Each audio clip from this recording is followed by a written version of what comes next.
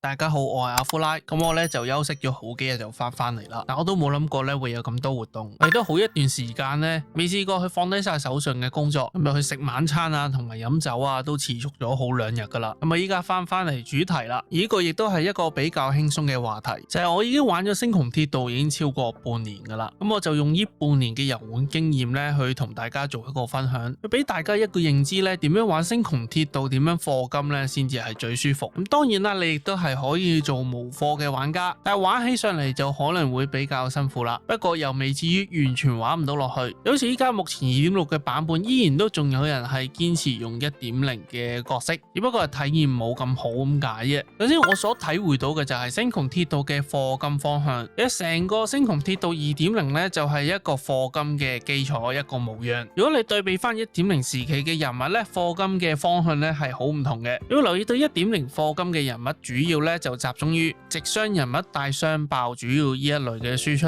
譬如單行飲月啊、鏡流等等。但係官方咧可能就會覺得啦，真係太單調啊！咁只要我出一個更勁嘅直商人物，但係其餘嗰3個包括副師啊、生存啊、輔助啊都滿嘅情況下，對於官方嚟講咧，呢一種玩家慳錢嘅做法咧係對佢哋不利嘅，所以官方咧就喺 2.0 版本咧就做咗3條嘅賽道咧去俾大家玩，而3條賽道咧分別就係以直商為主嘅黃泉隊，以飛霄為主嘅追擊隊，以及以流型為主嘅超擊破隊。其實係仲有多隊嘅，不過你會留意到官方咧真係明顯唔係好想咧推新人物嘅多隊，又或者係官方考慮到咧推多隊咧將會減少佢哋嘅收入來源，所以官方咧係會主推 2.0 版本嘅3大賽道，而按住目前打混沌末日或者虛構咧呢一種嘅玩法，你必須要咧帶2隊8個人物咧先可以通關嘅。所以我就覺得咧官方嘅期望值就係咧希望咧每一個玩家課金嗰陣咧係會課夠2隊嘅人物，而當然嘅官方就係想一啲玩0+0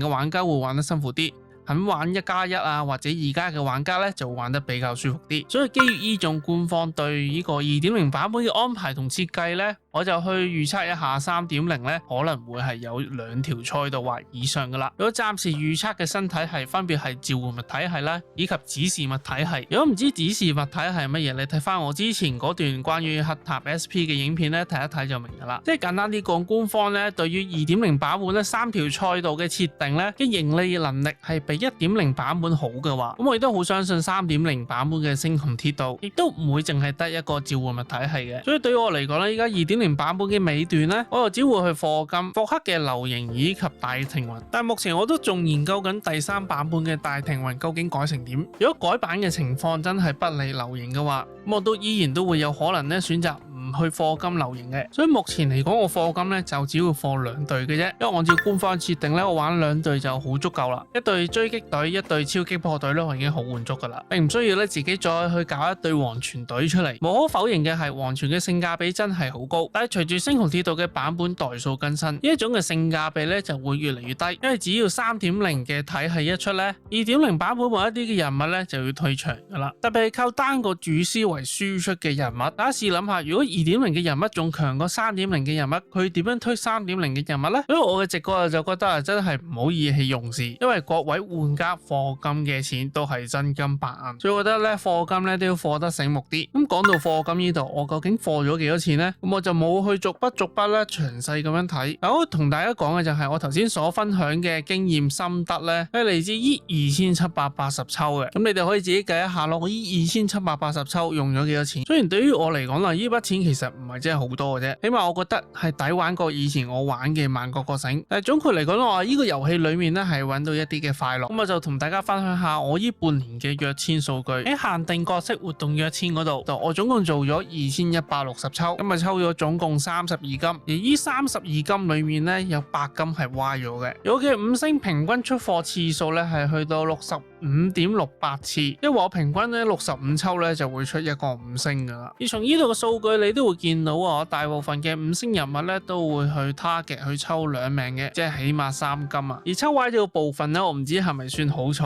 白路咧仲未出現喺我嘅賬號嗰度。你專屬光追活動躍遷嗰度咧，我就總共抽咗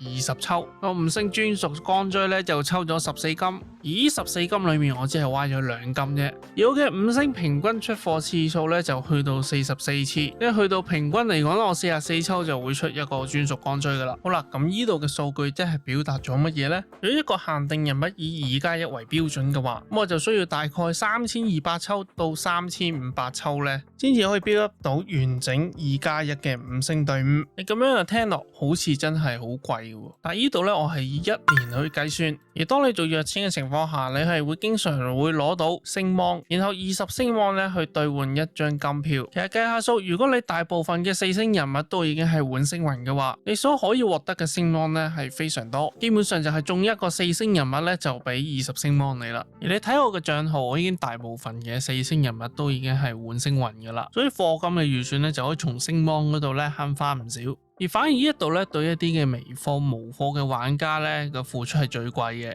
因為換星雲嘅4星人物嘅多寡咧，係嚟自於你呢個賬號咧個課金嘅投入。你嘅賬號課金越多，你嘅賬號嘅4星換雲嘅人物咧就會越多。喺好多4星換星雲人物嘅情況下做躍遷，中咗嘅人物都會自動轉為20星芒俾你，而20星芒咧就可以兌1張金票。而經常中4星人物咧，你就可以兌換好多嘅金票啦。所以呢度咧就會發現到一樣嘢，就係一個賬號裏面越多4星嘅角色換雲嘅話咧，對你未來抽限定角色嘅成本咧係比較有利嘅。所以如果對一啲嘅二手 account 有興趣嘅朋友咧，收 account 嗰陣咧，記得真係要睇佢有幾多嘅4星人物咧去換雲嘅。咁所以咧講到呢度，有啲咩心得係俾到你哋呢？就係你想喺星穹鐵道玩得爽嘅話咧，你係要有2隊，全部5星就更好，抽個1+1或者2+1係最好。做人物躍遷通常做新不做舊，除咗一啲輔助嘅角色，例如紫金鳥，就非常值得你喺復刻嗰陣咧再次入手嘅。當你抽好晒人物之後啊，你做嘅唯一目的就係拆遺器同埋過一啲嘅任務。呢個過程就係我喺星穹鐵道裏面嘅玩法啦。如果你係一個新玩家，你要點做呢？咁我建議你就先可以等一等，唔使課住，直到呢個嘅 2.7 嘅直播前瞻出嚟。咁我估計呢嗰陣 2.7 版本直播前瞻應該係會講埋 3.0 版本嘅一啲嘅小細節，然後再參考一下巴克姆特嘅論壇，其實嗰度都有好多咧有用嘅資料，對你喺有關遊戲嘅認知嗰度咧係有一個幫助喺度。最後就係研究一下遊戲裏面嘅流派啦。例如未來嘅召喚物體系係必須要星期日嘅話，咁你要研究一下某啲嘅人物咧係對呢個召喚物體系有幫助嘅話，你就要做好一個躍遷嘅規劃啦。最後，如果你真係唔明嘅話，歡迎你哋留言，咁只要我一見到咧有時間咧都係會回答你哋嘅問題嘅。以上就係我玩咗星穹鐵道半年嘅分享啦，咁希望咧呢度嘅資料咧就幫到大家。中意呢部影片嘅朋友就記得撳個 like、留言、訂閱同埋打個鐘仔，